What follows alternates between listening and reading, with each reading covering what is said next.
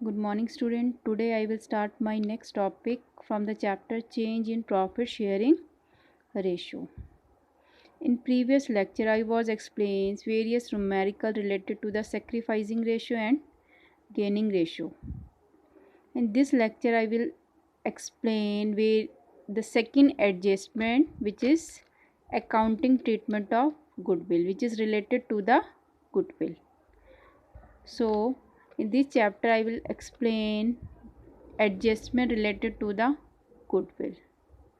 So, in previously I was explained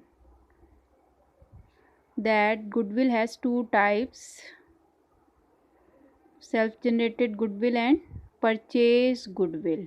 So, according to the accounting standard 26, goodwill should be recorded in the books of only when purchase consideration has been paid. Means according to the accounting standard 26 हम केवल उसी goodwill को अपनी books of account में show करते हैं जो कौन सी होती है, परचेज गुडविल को. मीन्स सेल्फ जनरेटेड गुडविल को कभी भी अकाउंटिंग बुक्स में शो नहीं किया जाता है, लेकिन ऐसी गुडविल जिसके लिए हमें कंसीडरेशन पे करना पड़ता है तो हम उसे अपनी बुक्स में रिकॉर्ड करते हैं. ठीक है. Now, second, in case of admission of a partner, death or change in the profit sharing ratio, goodwill is not raised in the books of the firm. अब आप ये चैप्टर हम कौन सा पढ़ रहे हैं, change in profit sharing ratio. तो इस चैप्टर में गुडविल के एडजस्टमेंट के लिए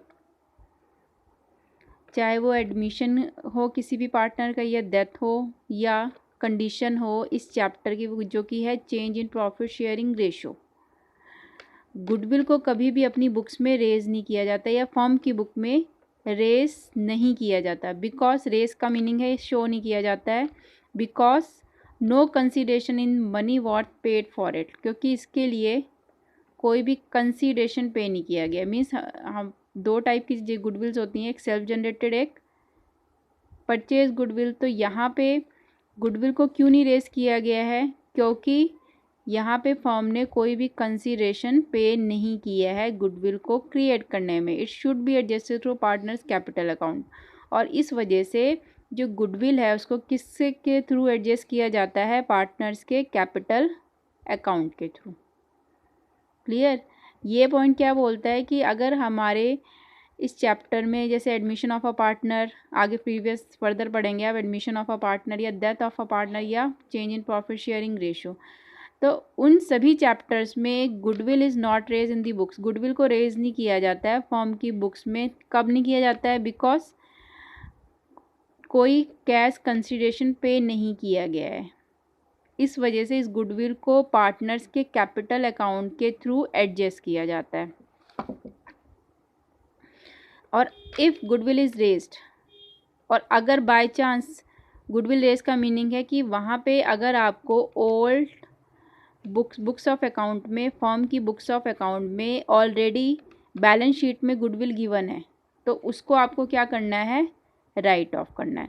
इफ़ गुडविल इज़ रेज्ड, अगर वहाँ पे गुडविल ऑलरेडी है, मीन्स प्रीवियस ईयर की बुक्स ऑफ अकाउंट में ऑलरेडी गुडविल रिटर्न है, दी हुई है, तो सबसे पहले उस ओल्ड गुडविल को क्या करना है, राइट ऑफ करना है in old profit sharing ratio in old partners.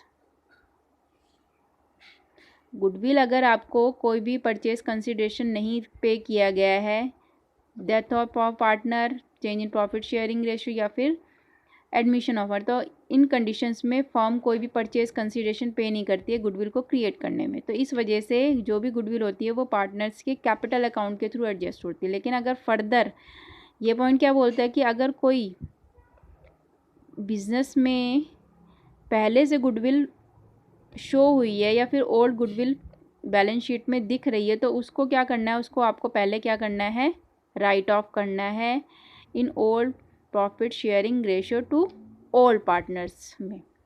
Clear. The next point is increase in profit share of a partner.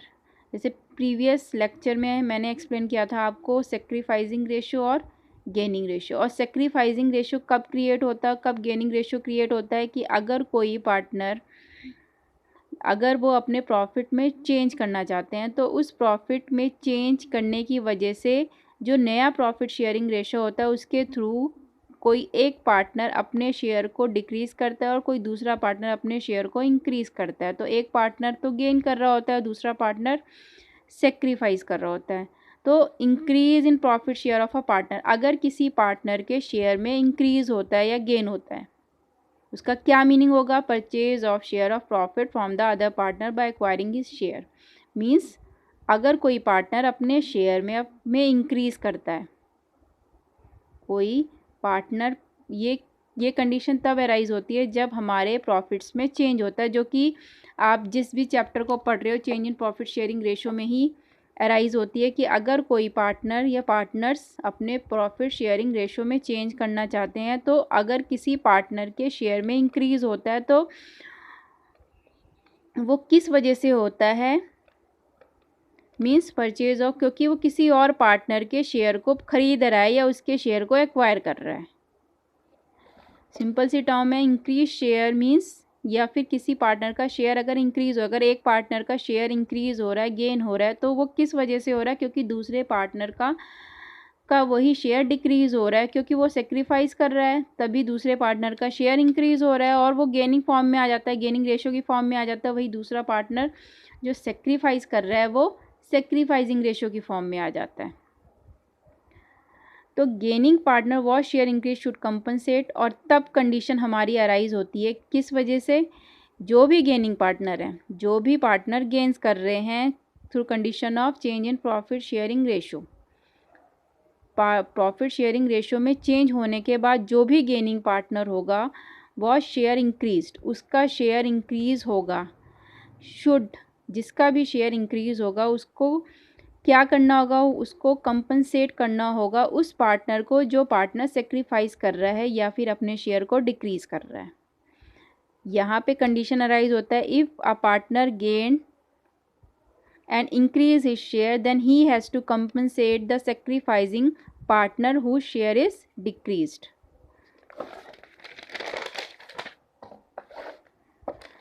तो next concept is the compensation payable by the, अब जो भी कंपनसेशन, अब यहाँ पे हम गुडविल की कैलकुलेशन के लिए वेरियस टर्म्स पढ़ रहे हैं, तो यहाँ पे मेन कंसेप्ट आता है कि जो भी गेनिंग पार्टनर है उस पार्टनर को वो जितना भी गेन कर रहा है, the compensation payable by gaining partner for his gain to the sacrificing partner. Gaining partner जो भी पे कर रहा है, जो भी कंपनसेशन पे कर रहा है, कौन से पार्टनर को? सेक्रीफाइसिंग पार्टनर को। उस कंपनसेशन को क्या बोला जाता है? नोन एज गुडविल और प्रीमियम फॉर गुडविल। हम यहाँ पे गुडविल से रिलेटेड ट्रीटमेंट कर रहे हैं, एडजस्टमेंट कर रहे हैं, तो ये आपका मेन कंसेप्ट है। सेक्रीफाइसिंग और गेनिंग रेशो के थ्रू जो भी गेनिंग पार्टनर्स होते हैं उन पार्टनर्स को कंपनसेट करना पड़ता है। कौन से पार्टनर्स को? सेक्रीफाइसिंग पार्टनर्स को। और उस कंपनसेशन के थ्रू जो भी अमाउंट अराइज होती है उस अमाउंट को क्या बोला जाता है? Goodwill. It's known as goodwill और premium for goodwill. Now premium for goodwill, premium for goodwill paid by gaining partners for their amount of gain to the secretary. जो भी प्रीमियम फॉर गुडविल, हम यहाँ पे बात कर रहे हैं कंपनसेशन की, तो कंपनसेशन को ही क्या बोला जाता है? Premium for goodwill. Premium for goodwill जो भी गेनिंग पार्टनर जित भी अमाउंट में गेन कर रहा है, या फिर बोल सकते हो जो भी गेनिंग पार्टनर है उसका जो भी गेनिंग रेशो, उस गेनिंग रेशो से टोटल फर्म की गुडविल कैलकुलेट होती है, या फिर आप बोल सकते हो टोटल फर्म की गुडविल से उस गेनिंग पार्टनर का शेयर निकाला जाता है। देन जितना भी शेयर आएगा उसको, उस शेयर को सेक्रीफाइसिंग पार्टनर्स को उनके सेक्रीफाइसिंग रेशो में डिवाइड कर दिया जाता है। हम यहाँ पे बात कर रहे हैं प्रॉफिट, जो भी प्रॉफिट चेंज हुए उस प्रॉफिट के चेंज होने के बाद एक पार्टनर को तो प्रॉफिट होता है, फ़ायदा होता है, और दूसरे पार्टनर को क्या होता है? वही नुकसान होता है। तो जो भी पार्टनर फ़ायदे में रहता है उस पार्टनर को कंपनसेशन देना पड़ता है उस पार्टनर को जो कि सेक्रीफाइस कर रहा है। तो जो भी कंपनसेशन उस पार्टनर के थ्रू सेक्रीफाइसिंग पार्टनर को पे किया जाता है उसे क्या बोला जाता है? Premium for goodwill. अब ये प्रीमियम फॉर गुडविल कैलकुलेट कैसे होता है? अमाउंट ऑफ कंपनसेशन, जिसे हम प्रीमियम फॉर गुडविल भी बोलते हैं या फिर गुडविल बोल सकते हैं। आपको क्वेश्चन में ऑलरेडी जब भी आपके पास न्यूमेरिकल होगा तो आपको फर्म की गुडविल ऑलरेडी गिवन होगी या फिर टोटल फर्म की गुडविल गिवन होगी। आपको सबसे पहली चीज़, जैसे आप नॉर्मली हर एक क्वेश्चन में सेक्रीफाइसिंग रेशो और गेनिंग रेशो निकालते हो, तो जो भी गेनिंग रेशो होगा या जो भी गेनिंग पार्टनर होगा उसका जो भी गेनिंग रेशो होगा, उस गेनिंग रेशो से आपको उस फर्म की गुडविल को क्या करना है, उस शेयर से क्या कर देना है, इनटू कर देना। जैसे अगर मान के चल रहे हैं हम कि यहाँ पे 10,000 फर्म की गुडविल है और उसका जो शेयर है 1/10 है, गेनिंग रेशो क्या आया है 1/10, तो उसका जो शेयर होगा 10,000 मीन्स जो भी अमाउंट वो सेक्रीफाइसिंग पार्टनर्स को पे करेगा वो कितनी आ जाएगी 1,000। उस 1,000 को जो भी सेक्रीफाइसिंग रेशो होगा, अगर 3 पार्टनर हैं या एक सिंगल पार्टनर तो वो सारी 1,000 की अमाउंट उस पार्टनर को डिवाइड हो जाएगी। अगर नहीं है, सिर्फ 3 पार्टनर है तो इक्वल उन पार्टनर्स में डिवाइड हो जाएगी। तो सेक्रीफाइसिंग और गेनिंग रेशियो के थ्रू जो भी गेनिंग पार्टनर्स होते हैं वो कुछ अमाउंट कंपनसेट करते हैं सेक्रीफाइसिंग पार्टनर्स को, और उस अमाउंट को क्या बोला जाता है, प्रीमियम फॉर गुडविल या फिर गुडविल। और उस अमाउंट को कैलकुलेट करने के लिए टोटल फर्म की जो भी गुडविल होती है उसको गेनिंग पार्टनर के गेनिंग रेशियो के थ्रू कैलकुलेट किया जाता है और बाद में उसे सेक्रीफाइसिंग पार्टनर्स को डिस्ट्रीब्यूट कर दिया जाता है in their sacrificing ratio. Then next is, अब यहाँ पे मेन कंसेप्ट आपका ये था कि आपको गुडविल की कैलकुलेशन करनी कैसे है। तो amount of these entries means goodwill को एडजस्ट करने के लिए हमें क्वेश्चंस में इन एंट्रीज को एडजस्ट करना होगा। तो फर्स्ट एंट्री है हमारे पास, when goodwill is adjusted through partners capital account. Goodwill को भी 2 टाइप से एडजस्ट किया जाता है, हम या तो पार्टनर्स के कैपिटल अकाउंट से एडजस्ट किया जाएगा या फिर अगर कोई पुरानी गुडविल क्वेश्चन में गिवन है तो उसको राइट ऑफ किया जाएगा। ठीक है, तो हमारे पास यहाँ पे 2 मेथड हैं गुडविल को एडजस्ट करने के। तो first method is when goodwill is adjusted. अब यहाँ को आपको यही चीज़ ध्यान में रखनी है कि क्वेश्चन में आपको गुडविल को कौन से मेथड से एडजस्ट करना है।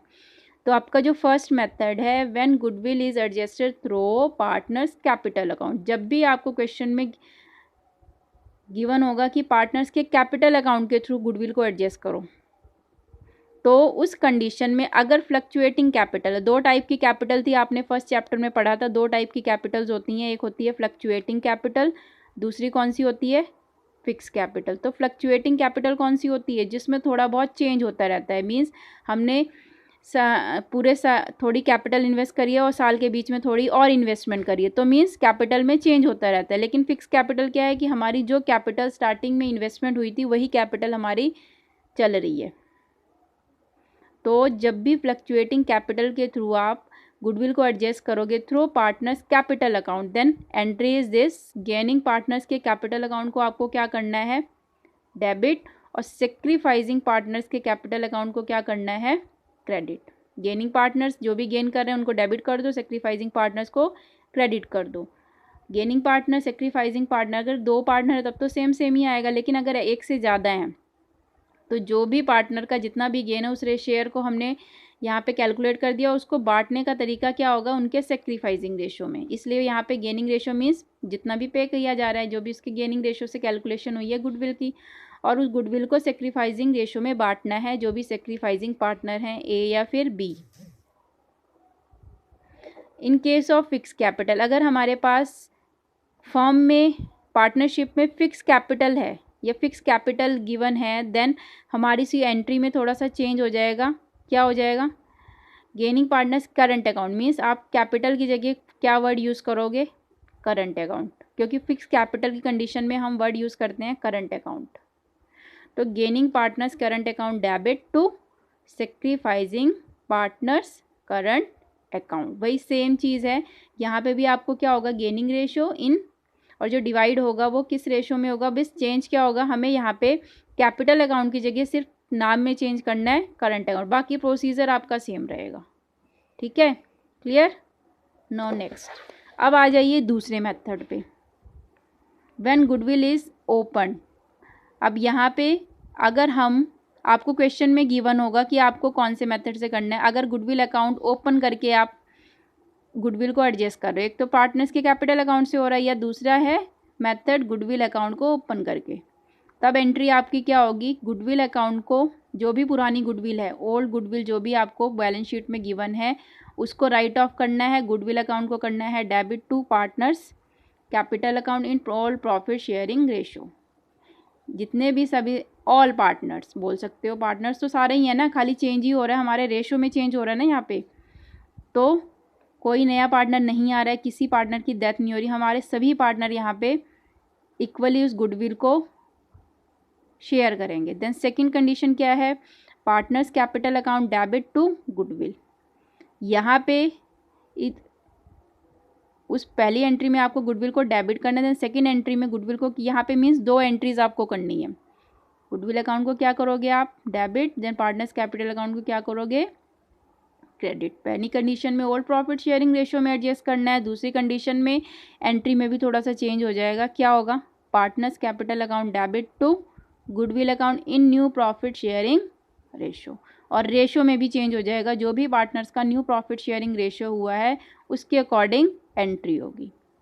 ये तो थी कंडीशन फ्लक्चुएटिंग कैपिटल की, तब हम यहाँ पे कैपिटल वर्ड यूज़ कर रहे हैं, लेकिन अगर फिक्स कैपिटल है एंट्री वही सेम रहेगी, लेकिन वर्ड क्या यूज़ होगा आपका, करंट। क्लियर, बाकी वही सेम प्रोसीजर रहेगा। I hope you all will understand this term related to the adjustment of goodwill. In next chapter, in next topic, I will explain numerical related to the concept. Thank you.